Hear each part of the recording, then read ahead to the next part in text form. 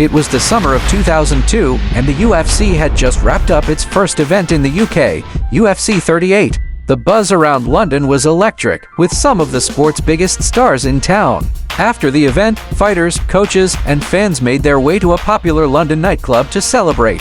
Among them were UFC light heavyweight champion Tito Ortiz and a lesser-known, but fierce British fighter, Lee Murray. Both had reputations for toughness, but what would follow that night would become legendary.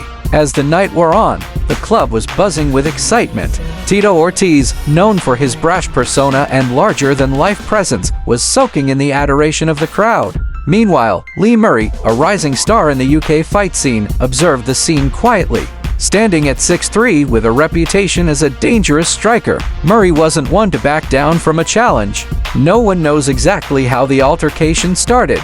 Some say it began with trash talk between Ortiz and Murray's crew. Others claim it was a misunderstanding that quickly escalated. Whatever the spark, it ignited into a full-blown brawl outside the club on the dimly lit streets of London. Tito, a seasoned wrestler with a reputation for dominating opponents in the octagon, squared off with Murray. But this wasn't an organized fight under the bright lights of a UFC arena. This was a raw, unpredictable street fight. As tensions flared, the crowd scattered, leaving a small circle of onlookers around the two men.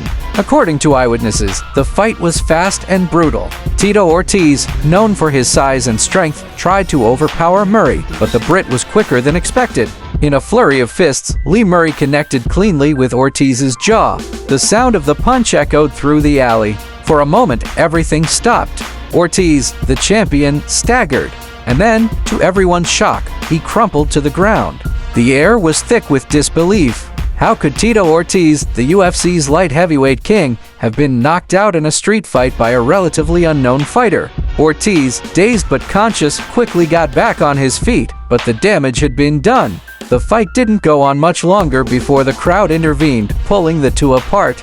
In the aftermath, stories began to circulate. Some said it was a clean knockout, others that Ortiz slipped before the punch connected. Tito downplayed the incident in interviews afterward, claiming that it was a chaotic brawl and that he never really lost consciousness. But those who were there, like fighters Matt Hughes and Pat Miletic, would later recount the tale with wide-eyed amazement at how the scrappy Brit got the best of the UFC champ.